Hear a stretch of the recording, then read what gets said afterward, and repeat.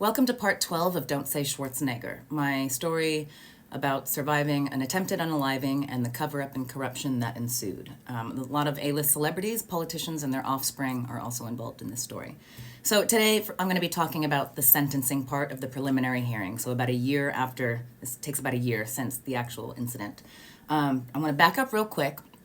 Because before sentencing, the entire prelim was presided over by the amazing Judge Michael E. Pastor. He gave the 6 counts to the defendants for each victim that they, GBI felony assaults. Most people were beaten while unconscious by them, so this is very serious stuff. So we have 6 counts for each human being, each life.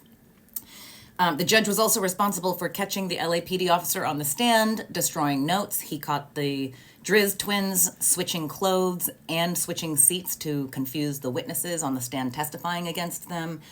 All this happened. So when you have a new judge come in, they don't read the 1,100-page transcript. The transcript is broken down by the court into minute orders. And these minute orders are like a tiny, truncated, not even full sentences, but this is like what happened, but it's not verbatim. So this new judge comes in not knowing all the extra stuff that happened. And she's reading the illegally altered minute orders of the illegally altered transcript. So what she's seeing is that my star witness never existed. So there's a lot of important points here. So I also want to just say one more time, I'm going to repeat what Judge Pastor said at one of his final things he said before he was replaced at the previous hearing 6 months prior. He says, "I find the conduct of each defendant in this case extraordinarily violent and dangerous and a threat to public safety." So we get to the sentencing, and now we have Judge Katherine Mader, she'll be here for sentencing, and then she's going to oversee most of the felony probation violations that I'm going to cover along the way. So the defendants, they asked for, usually GBI felony assaults, you'll get 7 years in prison. That's just standard. The defendants' attorneys asked for 45 non-consecutive days to be spread out over 5 years. So if you spread that out over 5 years, you could technically do 1 day in jail every 40 days or so. Also, they asked to not go to prison. They asked to do a private jail of their choosing, a private facility. That means pay to play.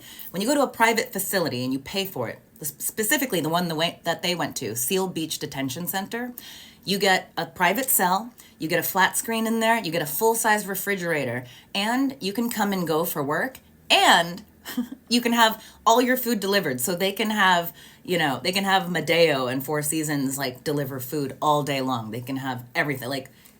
This is what they were allowed to do. And this judge said, yeah, sure, why not? But she said, but not 5 years, because that's wild for something like this, for a GBI felony assault. She said, how about you do the 45 days non-consecutive over the course of 1 year? Can you do that? And they were begrudgingly oh, I guess. And they were like, well, Your Honor, for example, Sean Drizz's attorney, Donald Ree, says, well, my client's working. We were hoping to just do weekends. Blaze Pizza. This is after the convictions, after the arrests, after the investigation of the underage girl that the twins were found guilty of schmexual battery of an underage girl. This is after all of that. And Blaze Pizza was still employing them at this point. You know how they're business partners with Maria Shriver and Patrick Schwarzenegger and all them. We'll get to that. So then one of the attorneys, I believe it's Maurice Drizz's new attorney, he replaced Shapiro, sort of. Mr. Worksman says, well, Alberto and Maurice jointly manage a business, Blaze Pizza, so our hope was to stagger their time. They plan on doing weekends, 2 weekends a month, completing maybe within a year, end quote. So then the DDA says, and I want to be very clear, this DDA pretty much had no power throughout this thing. He kept fighting for us. He kept saying multiple times in the transcripts that his supervisor, the DA, Mr. Holmes, one of the DAs, there's a billion of them, Mr. Holmes is the one that cut this deal behind closed doors with the defendant's attorneys. And he says, my supervisor, Mr. Holmes, he allowed this because this allows the defendants to maintain their jobs at Blaze Pizza. Okay. And he then turns to the defendants. Hold on, did I get this? Okay. You know what, let me cover this real quick. So then the DDA turns to the defendants and he says, okay, so because you're pleading to a felony, You'll no longer be able to own, use, or possess a deadly weapon. In particular, a pew-pew. Bang, bang. You know what I'm saying? I can't say that word on TikTok. So, and then he lets them know that this is a strike offense. Let me read that straight from the transcript. If you pick up another strike in the future, it will not only double it, it will add 5 years. If you pick up 2 strikes in the future, it will subject you to 25 to life, plus 5 years for each prior strike, which could mean a minimum sentence of 35 to life in prison. I'm going to cover all of the felony probation violations. After I do this part, I'm going to start covering all of those. So you see that? Sorry, I'll never do that again. But I'm going to cover all that. And guess how many days I got in prison for all of those probation violation? And guess how many I have on video and photos of? More than one. So let's now get to the worst part of this part, because it gets worse, I promise you. So all the defendants pled no contest. And then we get to the part that I tried filming this a couple times already today, and I kept crying, and I have to keep refilming it because it just it reminds me of how, here we go. It reminds me just how I didn't feel like a human being when I found. Okay. The DDA then says, gentlemen, again, this is what his supervisor did behind closed doors. Gentlemen, as I explained to your attorneys and I explained to you earlier, we're dismissing the remaining counts besides count 4, which was my brother's count.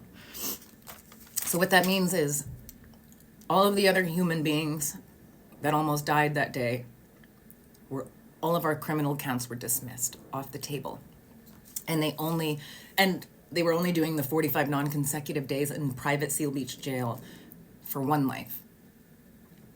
When I was talking to the DDA on the phone when he told me about it, because I didn't go to that hearing, I just wasn't up to it. He called me. I remember I was house sitting for a friend, and I just remember sitting in the driveway, I cried for hours, and I broke blood vessels in my eyes. I didn't feel like a human being.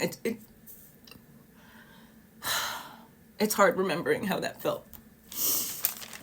Well, okay, where was my train of thought? So they pled no contest, all of that.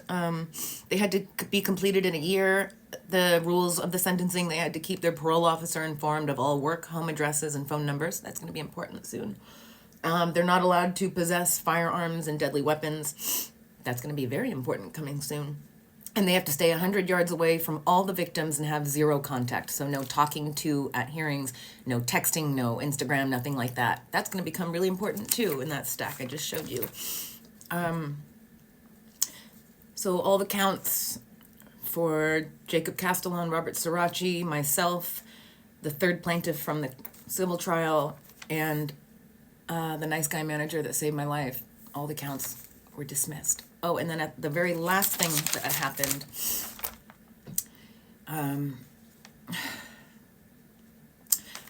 there was a provision made that if they got into a fight at Seal Beach Jail or brought in a cell phone, violated the rules, then they would not be thrown into prison or county jail. They would be moved to Orange County Jail, which has no authority over LA County stuff, but this was a provision that we made to help them so it would be easier on them. And then the last thing is the judge finally ended the sentencing with letting them know that the bail, and I quote, the bail is exonerated. What that means is each defendant didn't have to pay the bail that Judge Pastor in the previous hearing he took it from the $30,000 that was made from day one, and he was like, $30,000? That's not even what? No, it's going to be I think it was somewhere around $250,000 just for Sean Driz, and then maybe $150,000 or $175,000 for each twin. And then this judge said the bail is exonerated. You don't have to pay it. So, yeah, trying to feel like a human. Thank you so much, everybody, for all your support.